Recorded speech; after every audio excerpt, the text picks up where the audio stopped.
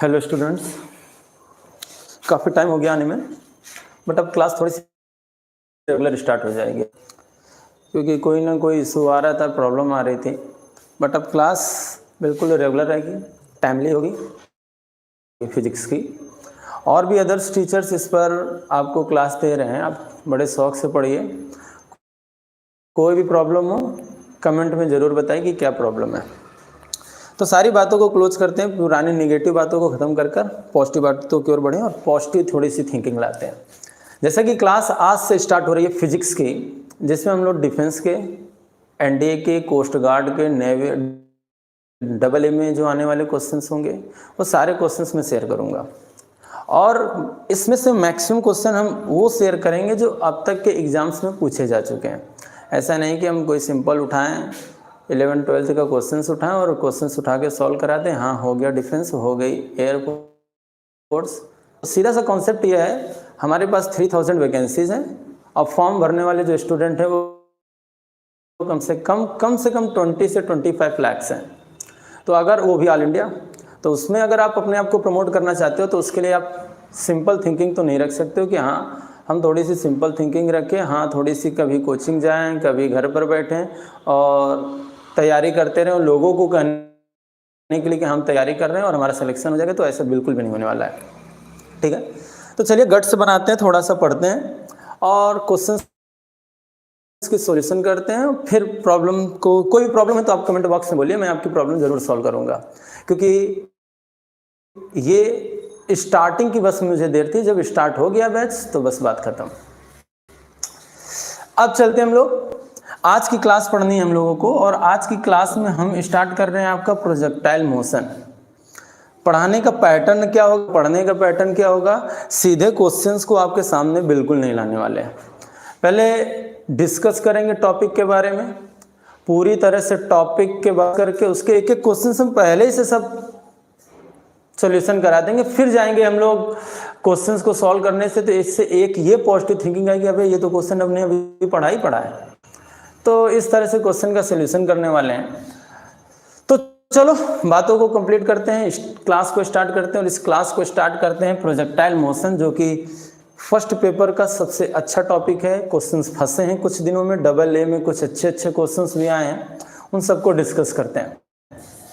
सबसे पहले तो अगर प्रोजेक्टाइल मोशन की बात करें तो ठीक है, प्रोजेक्टाइल मोशन का में क्या होता है कि अगर हम किसी बॉडी को, किसी भी पिंड को अगर हम एक डायरेक्शन में प्रोजेक्ट ना करके उसको 2 डायमेंशनल में प्रोजेक्ट करें, दैट मीन्स वर्टिकल डायरेक्शन में प्रोजेक्ट ना करके किसी अदर डायरेक्शन में प्रोजेक्ट करें। टॉपिक को सुनिएगा क्योंकि क्लास यही है, क्वेश्चंस आपको एक्सपीरियंस देंगे। लेकिन ये क्लास जो पहले मैं डेमो के तौर पर दे रहा हूं, डेमो समझो या फिर क्लास स्टार्टिंग का मेन पॉइंट समझो, जो आपका व्यूज है वो आप समझो, उससे मुझे कोई मतलब नहीं है, ठीक है।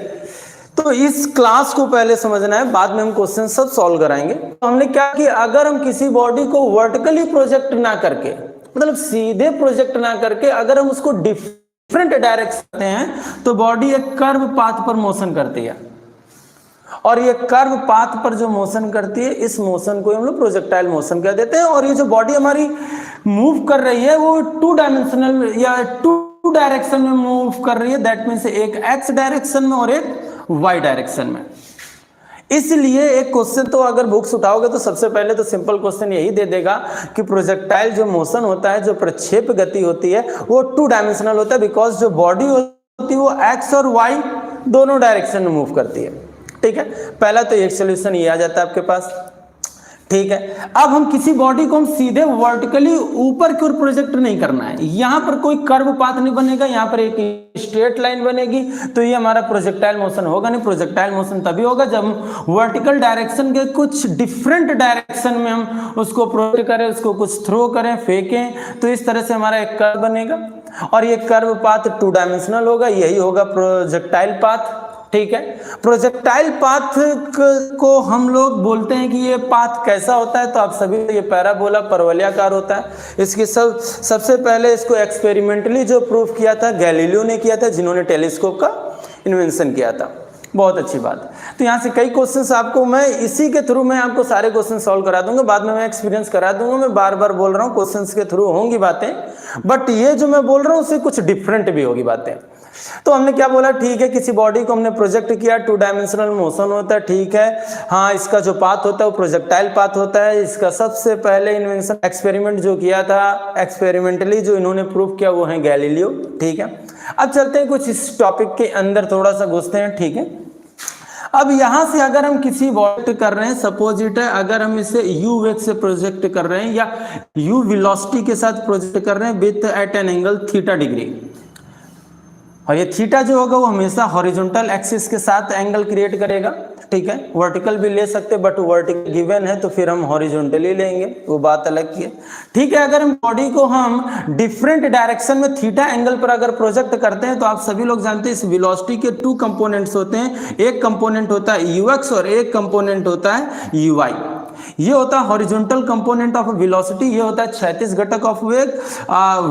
तो आप बताओ ux की जगह हम थीटा रख सकते हैं और यहाँ पर uy की जगह u sin थीटा, एक तो ये मेथड होगा आपके पास, ठीक है। अब अगर इस प्रोजेक्टाइल पाथ के इस पोजीशन की बात करें तो अभी भी हमारे पास वेलोसिटी हमारे बॉडी के पास u है और u है तो अभी भी वो एंगल क्रिएट कर रहा है, इसलिए उसके अभी भी 2 कंपोनेंट होंगे ux और क्या uy। ध्यान में सारे क्वेश्चन छुपे हुए हैं, ठीक है। अब आगे की बात थोड़ा सा अगर समझनी तो at the highest point of the projectile path, अगर हम हाईएस्ट पॉइंट की बात करें तो ui की वैल्यू होती है वो क्या हो जाती है, 0 हो जाती है, क्योंकि इस पॉइंट के बाद हमारी बॉडी किधर की ओर मूव करने लगती है, नीचे की ओर। अक्सर अगर पूछा जाए हाईएस्ट पॉइंट पर एक्सेलरेशन क्या होगा, बॉडी का त्वरण क्या होगा, तो बॉडी का जो एक्सेलरेशन होगा वो ग्रेविटेशनल एक्सेलरेशन के इक्वल होगा, क्योंकि यहां से बॉडी नीचे की ओर मूव करने लग रही है। इस टाइम अगर हम बात करें तो इसका एक्सेलरेशन का डायरेक्शन किधर की ओर आप इंडिकेट कर सकते, नीचे की ओर। तो यहाँ पर एक टॉपिक अभी मैं क्वेश्चंस बताऊंगा, क्वेश्चंस फंसते हैं।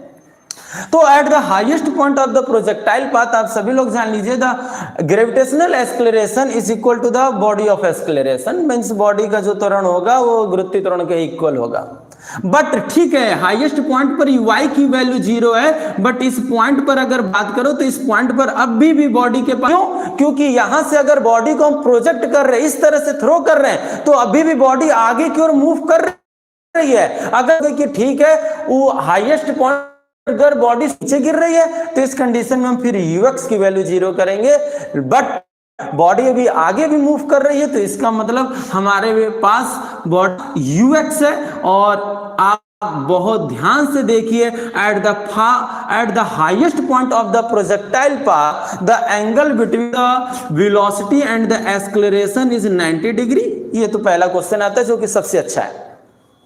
आपको नजर आ रहा होगा कि हाईएस्ट पॉइंट पर जो वेलोसिटी ऑफ द बॉडी है एंड द ग्रेविटेशनल एक्सेलरेशन है, उनके बिटवीन जो एंगल बन रहा है वो क्या है, 90 डिग्री। ये आपके बुक्स में मिलेगा, कोई भी प्रैक्टिस सेट सॉल्व करोगे तो ये मिलेगा जरूर आपको, ठीक है।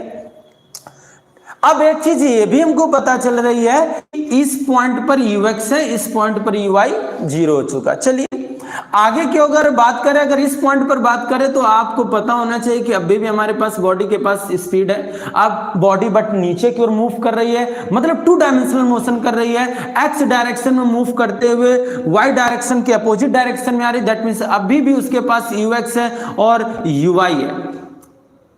तो इतने पूरे पाथ से आपको एक चीज इंडिकेट हो रही होगी कि थ्रो जब हम करें किसी बॉडी को और जब तक बॉडी नीचे कोलाइड नहीं होती, टकराती नहीं है, तब तक ux अभी भी है, ux अभी भी है, ux अभी भी है और ux अभी भी, और उसका डायरेक्शन भी सेम है। तो इससे एक चीज ये तो पता चल जाती है कि प्रोजेक्टाइल पाथ में बॉडी का जो हॉरिजॉन्टल वेलोसिटी होती है, the horizontal velocity of the body is constant, ux unchanged रहता है, ux चेंज नहीं होता है, ठीक। अब चलते दूसरी बात, अगर हम बॉडी को प्रोजेक्ट कर रहे हैं तो अच्छा आप बताइए थ्रो करते समय उसके पास ui था, क्या हाईएस्ट पॉइंट पर ui है? नहीं है। इसका मतलब हम किसी बॉडी को जब प्रोजेक्ट करते हैं तो जब बॉडी नीचे से ऊपर ही है, तो अगर UI की वैल्यू 0 हो रही है तो इसका मतलब हम बोल सकते हैं कि जब बॉडी नीचे से ऊपर की ओर मूव करती है तो the vertical component of the velocity is decreases. आप देख रहे हैं कि UI की वैल्यू क्या हो रही है, 0 हो गई है। इसका मतलब मैं बोल सकता हूं कि बॉडी जब यहां से मतलब लोअर पॉइंट से हाईएस्ट पॉइंट पर जब मूव कर रही है तो UI धीरे धीरे कम हुआ और UI की वैल्यू क्या हो गई, 0। दैट मींस मैं बोल सकता हूं कि UI क्या हो रहा है, डिक्रीज हो रहा है। और भी क्वेश्चंस बन सकते हैं। अगर हाई से आ रही है प्रोजेक्टाइल पाथ तो आप देखो UI है, बाद में UI अभी 0 है, बाद में UI, दैट मींस UI क्या हो रहा है, इंक्रीज हो रहा है। तो बहुत से क्वेश्चंस ये बनेंगे, ठीक है। मैं फार्मूले भी डिस्कस कर ले रहा हूं, तो जैसे जैसे क्वेश्चंस बनेंगे हम लोग सबको सॉल्व करते चलेंगे, ठीक है। चलते हैं। अब अगर मैं आपसे बात करूं, जो आपको पॉइंट्स लगते हो आप नोट भी कर सकते हो, उसके लिए कोई बाउंडेशन नहीं है, ठीक है। चलते हैं। ये लोग जानते हो this is a horizontal range of the, ठीक है, ये होती है रेंज, क्षैतिज परास जिसे आप कहते हो। This is a maximum height, ये होता है h। अच्छा एक चीज और बताऊं आपको, हाईएस्ट पॉइंट पर कोऑर्डिनेट्स ऑफ द बॉडी पूछा जाए, अगर हाईएस्ट पॉइंट पर पिंड के निर्देशांक पूछे जाए तो उसको भी हम लोग निकाल सकते हैं। बिकॉज अगर आप बात करो कोऑर्डिनेट्स तो कॉमा y के फॉर्म में होते हैं, यस और नो, ठीक है। अब आप बताओ अगर हाईएस्ट पॉइंट पर बात करें तो रेंज टोटल r है, समझिएगा आप लोग। अगर हाईएस्ट पॉइंट पर बात करें तो x डायरेक्शन में कितनी डिस्टेंस आप रिप्रेजेंट कर सकते हो, r/2। Any problem? अब बताओ x डायरेक्शन में r/2 eight the highest point और y डायरेक्शन h, इसलिए आप इस हाईएस्ट पॉइंट के जो कोऑर्डिनेट्स अगर आप रिप्रेजेंट करना चाहते हो तो वो r/2, h होगा। ये भी एक अच्छा क्वेश्चन होता है। ये क्वेश्चंस अच्छे मैं बता रहा हूँ। तो हाईएस्ट पॉइंट पर कोऑर्डिनेट्स जान गए, हाईएस्ट पॉइंट पर वेलोसिटी जान गए, हाईएस्ट पॉइंट पर वेलोसिटी ux y 0 होता है। हाईएस्ट पॉइंट पर ही मैं एक पॉइंट को ही लेकर कई क्वेश्चंस आपको दे रहा हूँ। पॉइंट पर horizontal component of the velocity, angle between the horizontal component of velocity and the acceleration is 90 degree, ठीक। तो ये सब क्वेश्चंस हैं, आप नोट कर सकते हो जो भी आपको ठीक लगे। चलते हैं।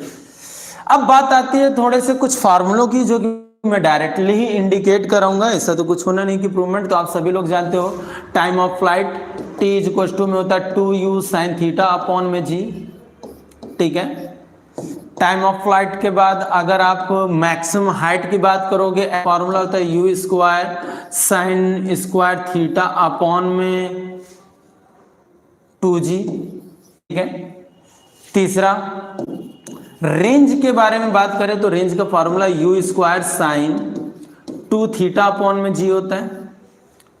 ये कुछ फार्मूले में इंडिकेट कर दे रहा हूं, जैसे कि हम लोग अगर क्वेश्चंस को सॉल्व करें तो हम लोग इसको यूज करेंगे, हाँ ठीक है।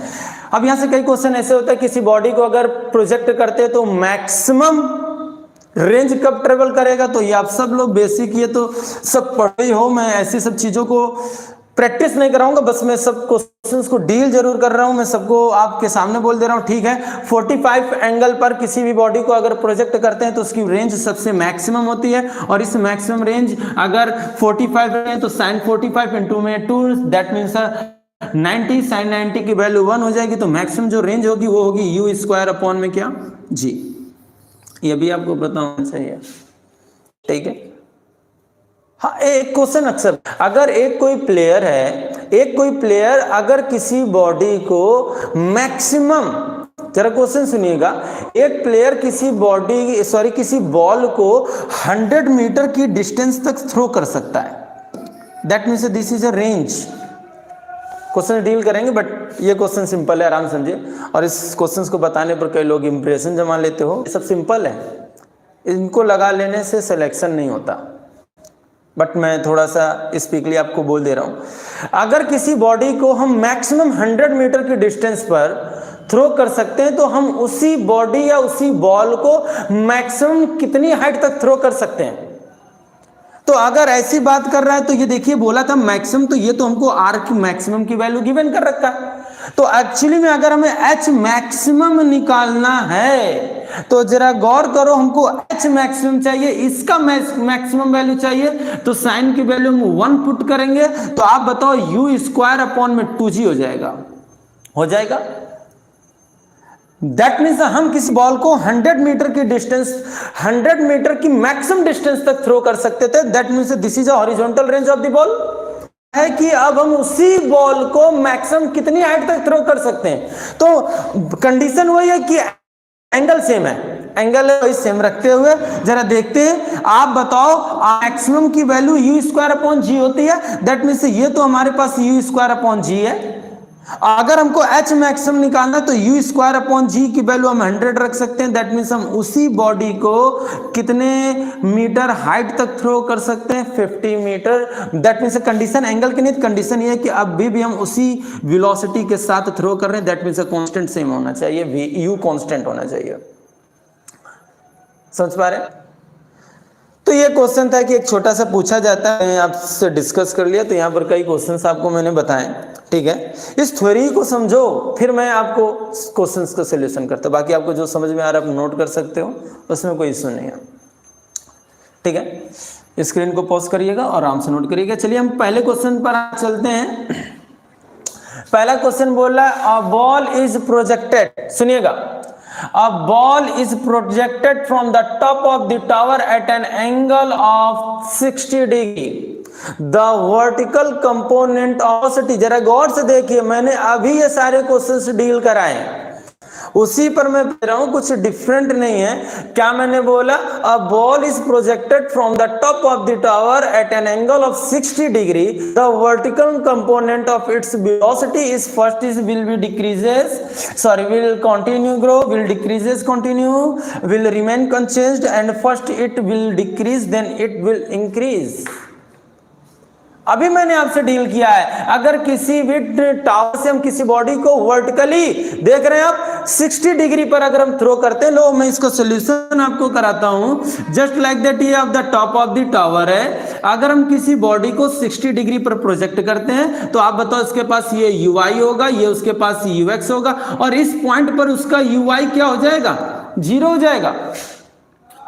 अब आप अगर जानते हैं कि अगर किसी बॉडी को हम प्रोजेक्ट कर रहे हैं 60 डिग्री पर प्रोजेक्ट कर रहे हैं, तो थ्रो करते समय उसके पास ui था, बट जैसे उसने किया आफ्टर दैट ui की वैल्यू क्या हो गई? 0 हो गई। तो अभी थोड़ी देर पहले मैंने बताया है कि अगर हम किसी बॉडी को थ्रो कर रहे हैं, बस ui है, आफ्टर दैट उसके बाद हाईएस्ट पॉइंट पर ui 0 हो गया। तो आपका देखिए इसी के अकॉर्डिंग मैंने अभी पहले डिस्कस किया, और आपका देखिए फोर्थ पार्ट बिल्कुल हमको फॉलो कर रहा है। पहले उसका घटेगा वर्टिकल कंपोनेंट, फिर बढ़े। देख रहे क्वेश्चन को आराम से समझिए। एक गेंद किसी मीनार की चोटी से 60 अंश के कोण पर प्रक्षेपित किया जाता है, इसके वेग का ऊर्ध्वाधर घटक क्या होगा? तो थ्रो करते समय उसका ui था, लेकिन हाईएस्ट पॉइंट पर तो ui 0 हो गया। दैट मींस हम कह सकते हैं कि पहले तो हमने जब बोला तो देखो इसके बाद ui 0 हो गया, फिर आगे जाए पास फिर से ui, बट उसका डायरेक्शन नीचे की ओर होगा। तो आप देखो जब हमने थ्रो किया तो पहले उसका वर्टिकल कंपोनेंट क्या हो रहा है? कम हो रहा है, देन आफ्टर दैट उसका वर्टिकल कंपोनेंट क्या हो रहा है? दैट मींस ऑप्शन होगा पहले घटेगा फिर बढ़ेगा। कोई भी प्रॉब्लम हो आपको, आप कमेंट बॉक्स में जरूर करें, सर ये में ये इशू आ रहा है। मैं अगली क्लास विथ प्रॉमिस के साथ मैं आपको उसका सलूशन बताऊंगा, फिर क्लास आगे की स्टार्ट होगी, कमेंट्स पर बात चलेगी, ठीक है।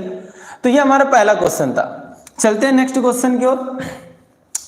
नेक्स्ट क्वेश्चन फिर से प्रक्षेप के उच्चतम बिंदु पर वेग तथा त्वरण के बीच कोण बनेगा। The angle between the velocity and the acceleration at the highest point of the projectile will be. बहुत सीधी सी बात है भाई, अभी मैंने आप बोला कि अगर किसी बॉडी को हम प्रोजेक्ट करते हैं तो एट द हाईएस्ट पॉइंट पर बॉडी के पास केवल ux होता है, ui की वैल्यू 0 होती है। आप बताओ यहां पर जो बॉडी का एक्सेलरेशन होता है वो g के इक्वल होता है। तो आप देखो इस पॉइंट पर ux और ग्रेविटेशनल एक्सेलरेशन के बिटवीन कितना एंगल बन रहा है? 90 डिग्री बन रहा है।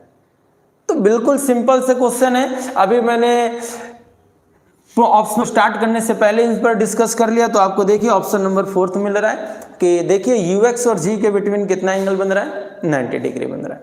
Any problem? जिसको आराम से बोलिए, क्लास लाइव ही होगी, कोई रिकॉर्डेड नहीं होगी, इससे आप इन फ्रंट आप अपनी बातों को कह सकते हो, मैं आपकी बात सुन भी सकता हूं। ठीक है, चलते हैं। नेक्स्ट क्वेश्चन क्या कहता है? नेक्स्ट क्वेश्चन ये कहता है कि दो गोलियां एक साथ, क्वेश्चन सुनिए, दो गोलियां एक साथ एक ही दिशा में, ये आपको अक्सर मॉडल्स पेपर में मिलेगा। ठीक है, बोला जा रहा है दो गोलियां एक साथ 36 दिशा में भिन्न भिन्न चालों से दागी जाती है, कौन सी गोली भूमि से टकराएगी? बहुत अच्छा क्वेश्चन, मैं इस पर डिस्कस जरूर करूंगा विद प्रूवमेंट के साथ। ऐसा नहीं कि कोई ऑप्शन टिक करा दिया या ऐसा होता है, रट्टा लगाते हो आप लोग, क्योंकि ऑफलाइन इंस्टीट्यूट में केवल यही होता है कि आप पढ़ते हो, हाँ ये ऑप्शन सही है, तो आप बस सुबह शाम उसका रट्टा लगाना स्टार्ट कर देते हो, बट थोड़ा सा चेंज आ जाता है तो कहते हो कि मेरा सिलेक्शन नहीं हो रहा है। तो बोलता क्या है? Two bullets are fired simultaneously horizontal direction with different speed, speed उनकी डिफरेंट है, कोई दिक्कत नहीं, चलेगा। Which bullet will hit the ground first, इनमें से कौन सी गोली सबसे पहले टकराएगी? सबसे पहले हाईएस्ट स्पीड वाली, फिर कम स्पीड वाली, दोनों एक साथ की? बोला जा रहा है दोनों की मात्राओं डिपेंड करेगा। आइए जरा इस पर बात करते हैं। साथ तो अगर हम किसी भी बॉडी को हॉरिजॉन्टली थ्रो करते हैं, ठीक है, हॉरिजॉन्टल 36 दिशा में हॉरिजॉन्टल डायरेक्शन में उनको प्रोजेक्ट किया गया, थ्रो किया गया, तो किसी बॉडी को हम ऐसे थ्रो कर रहे हैं। Suppose it the of the tower is small H. अब आप सभी लोग जरा ये गौर से सुनिए, अगर हम किसी बॉडी को हॉरिजॉन्टली थ्रो करेंगे तो थ्रो करते समय उसकी वाई की वैल्यू क्या होगी? 0 होगी। तो according to the second equation of motion अगर आप जाते हो, h इज टू में UIT प्लस का हाफ GT स्क्वायर, तो आप बताओ UI तो क्या हो गई? 0 हो गई। तो आप बताओ h इज टू में केवल क्या बच रहा है? Half GT square. तो आप ये बताओ t इज टू में √2h अपॉन में g आएगा कि नहीं आएगा? That means t is a time taken by the body, time taken by the body when the body is hit to the ground। जब बॉडी ग्राउंड से hit होती है तो जब मतलब टोटल टाइम ऑफ फ्लाइट भी आप बोल सकते हो, t इज टू में √2h अपॉन में g। समझ में आ रहा है इस इक्वेशन को? मैंने कुछ नहीं बोला, according to the second equation of motion use किया। h इज टू में UIT plus half square, but throw करते समय UI की वैल्यू 0 है, बिकॉज हमने बॉडी को हॉरिजॉन्टली थ्रो किया था। तो UI की जब वैल्यू 0 है तो बहुत सीधी सी बात, h इज टू में half GT square, then t is to में √2h अपॉन में g। और आप देखो यहाँ पर t जो है वो ओनली किस पर डिपेंड कर रही है? h पर डिपेंड कर रही है। और दोनों हाइट से अगर थ्रो किया गया है तो क्या बुलेट्स नीचे पहुंचते समय जितना भी टाइम टेक कर रही हैं, क्या वो उनके स्पीड पर डिपेंड कर रहा है? नहीं कर रहा है। देख रहे हो t इज टू में √2h अपॉन g, t किस पर डिपेंड कर रहा है? h पर डिपेंड कर रहा है। इसका मतलब h तो सेम है, h अगर सेम है तो आप ये भी बोलोगे कि दैट जब सेम है तो टाइम भी सेम ही रहेगा, क्योंकि g तो ऑलरेडी कांस्टेंट होता है। तो इससे क्या पता चला? ये पता चला कि दोनों ही बुलेट्स सेम टाइम पर हिट करेंगी ग्राउंड को। दैट मीन्स अगर इसका ऑप्शन देखें तो इसका ऑप्शन सही होगा क्या? दोनों ही एक साथ टकराएंगे, डिफरेंट नहीं होगा। देखो, थ्रो करने की बात अलग होती है और किसी बॉडी को गिराने की बात अलग होती है। थ्रो करने वाली बातें हम मोशंस ऑफ लॉ जब पढ़ेंगे तो उस पर डिस्कस करेंगे, बट आज प्रोजेक्टाइल मोशन में बॉडी को थ्रो किया जा रहा था, दो बुलेट्स को थ्रो किया जा रहा था। कई क्वेश्चंस के टॉप ऑफ द टावर बोला जा सकता है, ऐसे क्वेश्चंस कई आते हैं।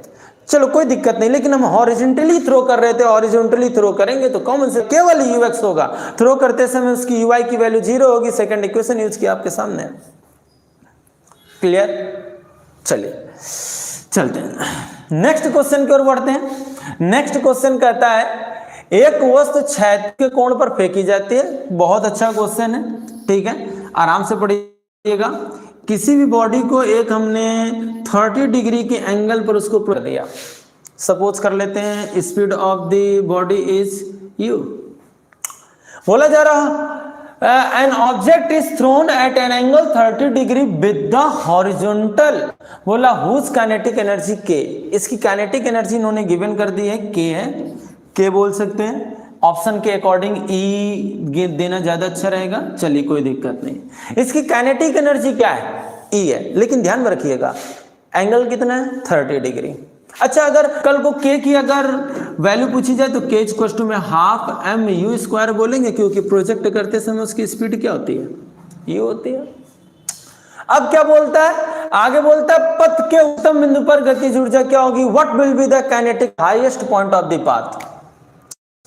बोल रहा है what will be the kinetic energy at the highest point of the path. ये अक्सर आप पढ़ते हो तो ल्यूसेंट ट्यूसेंट की बुक्स में मिलेगा आपको, कोई दिक्कत नहीं। लेकिन वो पूछ रहा है थ्रो करते समय तो उसकी kinetic energy half m u square थी, बट वो पूछ रहा है एट द हाईएस्ट पॉइंट पर उसकी काइनेटिक एनर्जी क्या होगी। तो बिल्कुल याद रखना चाहिए था आपको, बिल्कुल इसको लोग काम की चीज है। आप बताओ हाईएस्ट पॉइंट पर वेलोसिटी क्या होती है? यूएक्स होती है, यूआई तो 0 होता है। तो अगर हाईएस्ट पॉइंट पर अगर हम काइनेटिक एनर्जी उससे हम निकालें तो इवन सपोज करके हाफ एम यूएक्स लिखेंगे बेटा जी।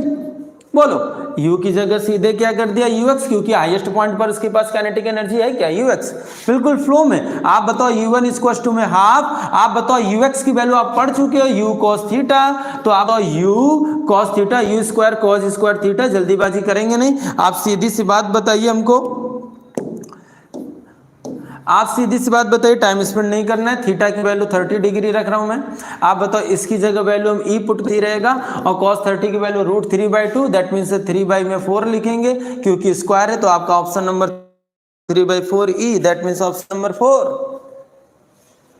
हाईएस्ट पॉइंट पर काइनेटिक एनर्जी क्या होगी? 3/4 ई। Any problem? सारे अच्छे क्वेश्चंस होंगे।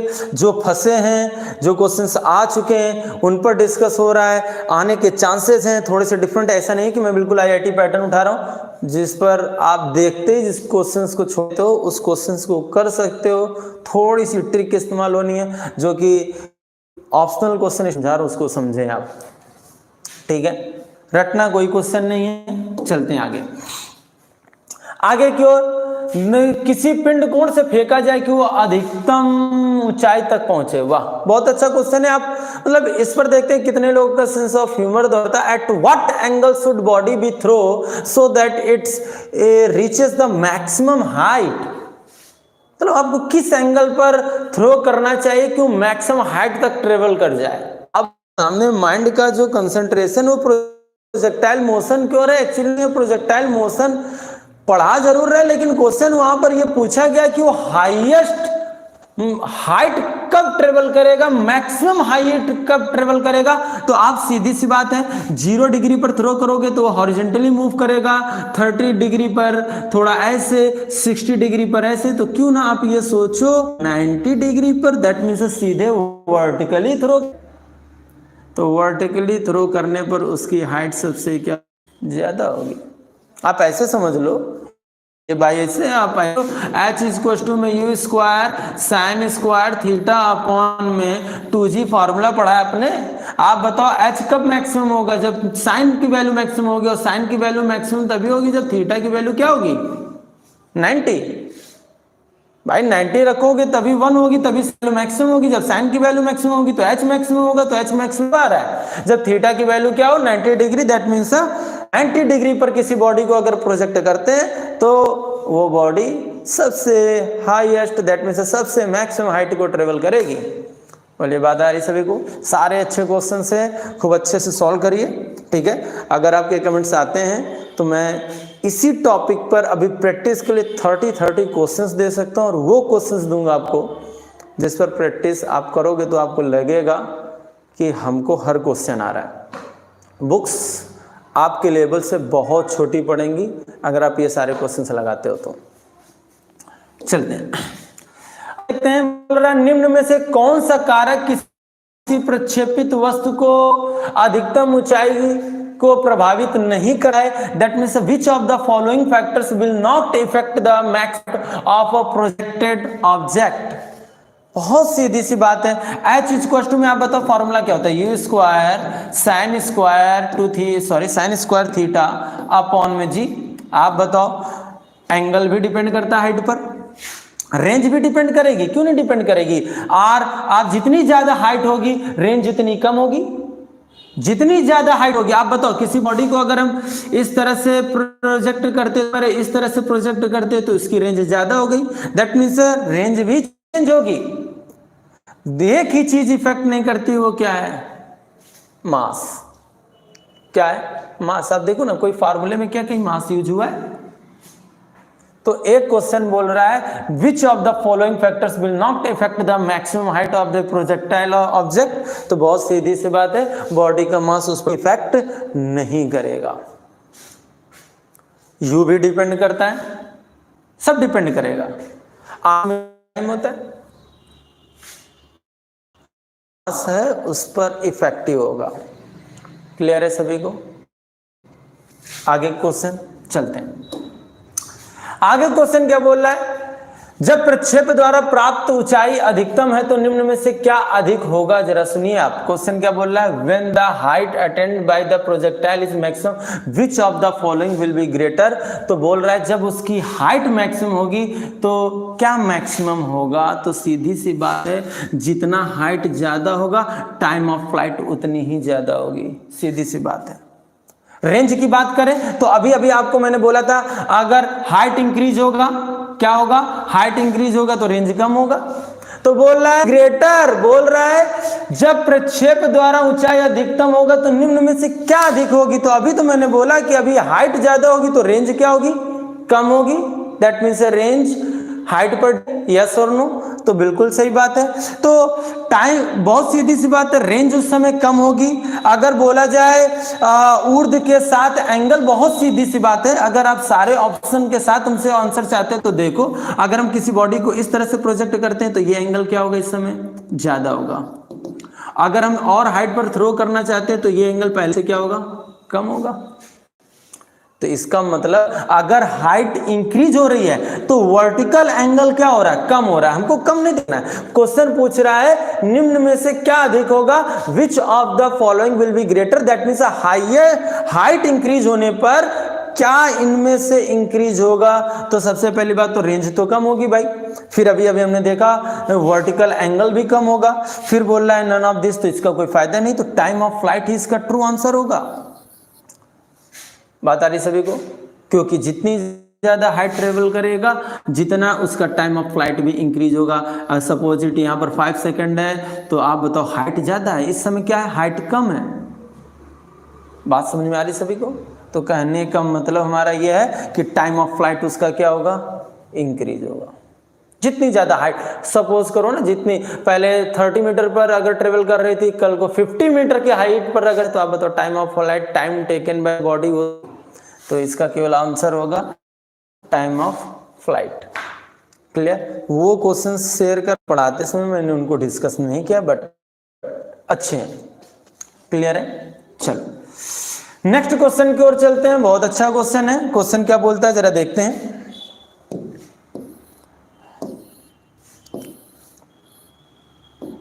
ऑप्शन आपके सामने ना है इसलिए थोड़ा सा ब्लैंक कर रहे हैं। चलते हैं। क्वेश्चन क्या बोल रहे हैं? दो वस्तुएं u1 और u2 वेगों से ऊर्ध्वाधर ऊपर की ओर प्रोजेक्टाइल की जाती हैं। आराम से समझिएगा।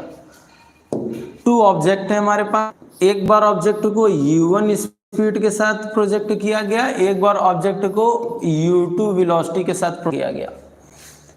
फिर बोलते हैं उन्होंने कितनी कितनी हाइट रीच कर लिया, h1 और क्या h2। बोला u2 are projected projected vertically upwards with the velocities greatest highest attempts by them, the ratio between h1 and h2 will be। आप बताओ h1 और h2 का रेशियो क्या होगा? और मैं ये सारे क्वेश्चन सॉल्व कर रहा हूं और ऐसा नहीं कि बहुत लॉन्ग, विद इन 30 सेकेंड। आप अगर स्पीड, अगर आप प्रैक्टिस कर रहे हो तो ये आपके अंदर स्पीड होगी।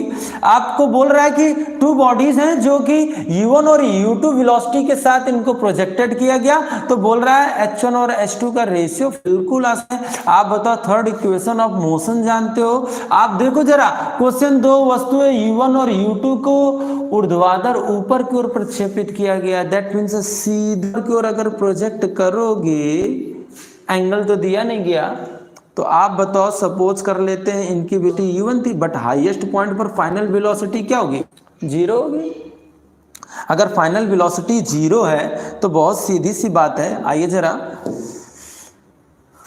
देखिए, इसकी इनिशियल वेलोसिटी u1 मान लेते हैं, सेकेंड बॉडी की u2 मान लेते हैं, दैट मीन्स हाईएस्ट पॉइंट पर वेलोसिटी क्या हो जाएगी, 0। अब थर्ड इक्वेशन ऑफ मोशन जानते हैं, v square equal square minus का 2gh फॉर सेकेंड बॉडी अगर बात करोगे u2 square sorry v square equal to में u2 स्क्वायर माइनस का 2gh2। अब आप देखो फॉर बोथ बॉडीज आप बताओ final velocity of the body 0, that means 0 equal to में u1 स्क्वायर माइनस का 2gh1, माइनस इसीलिए यूज कर रहे हैं क्योंकि हमने वर्टिकली थ्रो किया है, ठीक है। अब आप बताओ यहाँ पर करते हुए u2 स्क्वायर माइनस का 2g इक्वल टू में 0 कर सकते हो, बहुत सीधी सी बात है। 2gh1 की इज इक्वल टू में u1 square, 2gh2 is equal to में u2 स्क्वायर, सीधा सा फॉर्मूला है h1 upon h2 is equal to में u1 स्क्वायर अपॉन में u2 स्क्वायर। ये आपको आप की करतार की में प्रैक्टिस सेट में मिलेगा आपको। That means h1 upon h2 का जो रेशियो होगा वो होगा u1 स्क्वायर अपॉन में क्या, u2 स्क्वायर। जबकि करतार की जब आप प्रैक्टिस सेट को सॉल्व करोगे तो देखेंगे कि इस आंसर ट्रू किया होगा जो कि बिल्कुल ही रॉन्ग है। आपके सामने प्रूवमेंट के साथ है h1 upon h2 equal to में u1 स्क्वायर अपॉन में क्या, u2 स्क्वायर। क्लियर, चलते हैं नेक्स्ट क्वेश्चन की ओर हम लोग आगे बढ़ते हैं। नेक्स्ट क्वेश्चन क्या कहता है, एक प्रारंभिक वेग that means the initial velocity v equal to में 3i cap plus 4j cap metre per second. तो बोला महत्तम ऊंचाई पर इसका वेग क्या होगा। भाई यार हाईएस्ट पॉइंट पर बहुत क्वेश्चन आते हैं। अच्छा आप बताओ हाईएस्ट पॉइंट पर किसी बॉडी की वेलोसिटी क्या होती है, ओनली ux होती है, यस और नो। अगर आप वेक्टर पढ़ें तो आप बताओ v vector is equal to में 3i कैप प्लस का 4j कैप है। आप बताओ इसका कंपेयर करोगे, ये तो x डायरेक्शन को रिप्रेजेंट करता है that means ux i cap, ये y डायरेक्शन को रिप्रेजेंट करता है that means uy j cap. तो आप बताओ अगर कंपेयर करोगे तो ux की वैल्यू क्या आएगी 3, तो आप बताओ ux की वैल्यू 3 मीटर पर सेकेंड। तो हाईएस्ट पॉइंट पर बॉडी के पास कौन सी स्पीड होती है, ux। तो अगर ux होती है तो आप बताइए कौन सा ऑप्शन सही करेंगे, 3 मीटर पर second. That means highest point पर बॉडी की जो वेलोसिटी होगी वो 3 मीटर पर सेकंड होगी, यस और नो। क्लियर, आराम से पढ़िए, कोई भी दिक्कत हो आराम से बोलते जाइएगा। चलिए आगे क्वेश्चन पढ़ते हैं। बोलता है एक प्रक्षेप की अधिकतम ऊंचाई पर चाल उसकी प्रारंभिक चाल क्या थी। बहुत अच्छा क्वेश्चन है। बोल रहा था speed of projectile at maximum height is half to its initial speed. आप अच्छा बताओ किसी भी बॉडी को जब हम थ्रो करते हैं तो उसकी इनिशियल स्पीड u होती है, हाईएस्ट पॉइंट पर उसकी स्पीड ux होती है। और क्वेश्चन बोलता है at highest point the speed of the body.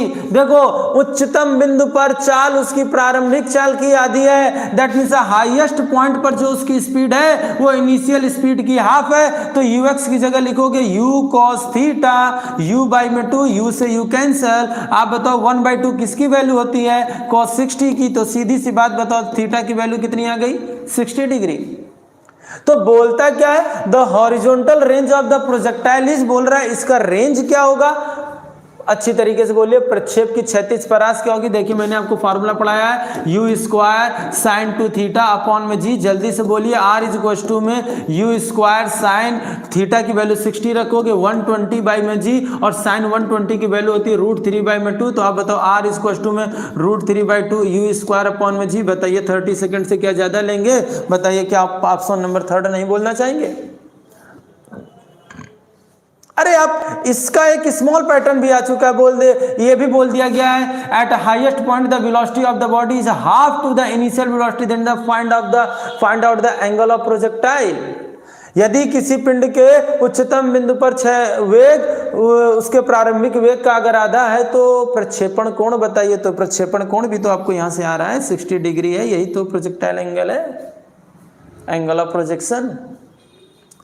बात समझ में आ रही है आप सभी को, क्वेश्चन से डील हो रहे हैं आपसे। सभी अच्छे क्वेश्चंस होंगे, ऐसा बिल्कुल भी टारगेट नहीं होगा कि बिल्कुल सिंपल सिंपल हो जाए।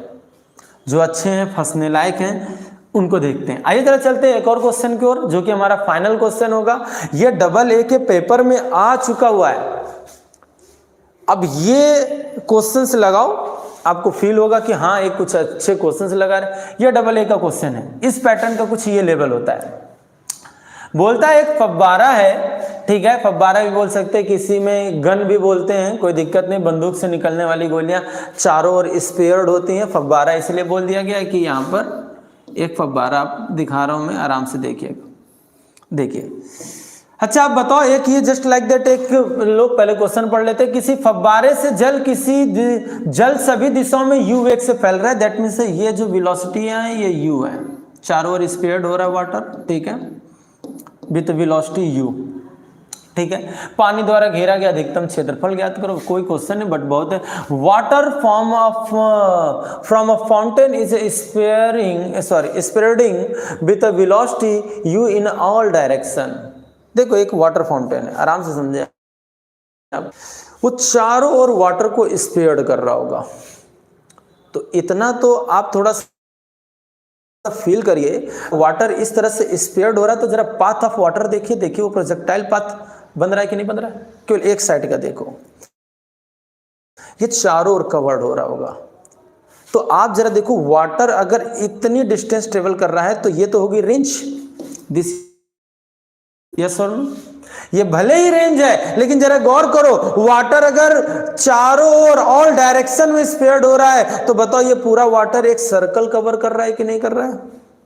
तो ये जो रेंज है, ये जो रेंज है उस सर्कल की बन जाए, ये सर्कल की रेडियस बन जाएगी। तो हम इसे बोलेंगे मैक्सिमम, क्योंकि उन्होंने बोला है मैक्सिमम एरिया फाइंड करना है, maximum area occupied by the water, maximum area हमको फाइंड करना है। तो अगर मैक्सिमम एरिया फाइंड करना है तो हमारे पास रेंज भी मैक्सिमम लेंगे। अगर रेंज मैक्सिमम जो ले रहे वही रेडियस ऑफ द सर्कल होगा, तो कोई दिक्कत नहीं। न्यूमेरिकल 2 मिनट का भी नहीं था। आप बताओ, पाई न्यूमेरिकल समझो चाहे थ्योरी समझो, आप बताओ ये रेंज रेडियस बनी पाई आर मैक्सिमम, और आर मैक्सिमम की जो वैल्यू होती है वो यू स्क्वायर अपॉन में क्या होती है, जी होती है। दैट मीन्स आप बताओ a इक्वल्स टू में इसका स्क्वायर करोगे तो u की पावर 4 अपॉन में जी स्क्वायर, जो कि ऑप्शन नंबर आपका आ रहा होगा सेकंड पॉइंट। ये है क्वेश्चन आपके सामने, ये है 11 क्वेश्चन की प्रैक्टिस। अब आप लगाओगे तो आपको फील भी होगा कि आप लगा क्या रहे हो, ठीक है। ऐसा नहीं कि हाँ प्रोजेक्ट क्या 2 डायमेंशनल होता है, प्रोजेक्टाइल मोशन कंप्लीट, ठीक है। लगाइए और अपनी बुक्स प्रैक्टिस सेट कुछ भी सॉल्व करो आप, आपको प्रॉब्लम्स कहीं पर भी क्रिएट नहीं होगी। एक एक क्वेश्चन की प्रैक्टिस देंगे, और वो क्वेश्चंस जिसको देखकर आप छोड़ देते हो, इस 11 क्वेश्चन में 8 क्वेश्चंस ऐसे हैं जो कि पूरी तरह से आपको प्रैक्टिस सेट में मिलेंगे, जो कि आपको एक एक्सपीरियंस देंगे, और ये 8 क्वेश्चंस पूछे जा चुके हैं। तो इस तरह से आप सोल्यूशन करें। अब पर डे क्लास लेने के लिए बस स्टार्टिंग की थोड़ी सी ज़रूरत थी हमको, वो मैं स्टार्ट कर दिया हूँ। कभी कुछ इशू आ रहा था, कभी कुछ इशू आ रहा था, बट अब पर डे क्लास होगी, ठीक है। कमेंट बॉक्स में मुझको ज़रूर बताना कि इसकी नेक्स्ट वीडियो आपको कैसे चाहिए। दैट मीन्स इसी की नेक्स्ट वीडियो चाहिए कि नेक्स्ट टॉपिक की चाहिए। जैसे जैसे आपके कमेंट्स आएंगे उसी के अकॉर्डिंग वीडियोज़ बनेंगी। जल्दी से सॉल्व करिए। अगर वीडियो समझ में आ रही तो अब शेयर लाइक कमेंट करना बिल्कुल भी ना भूलें। Thank you.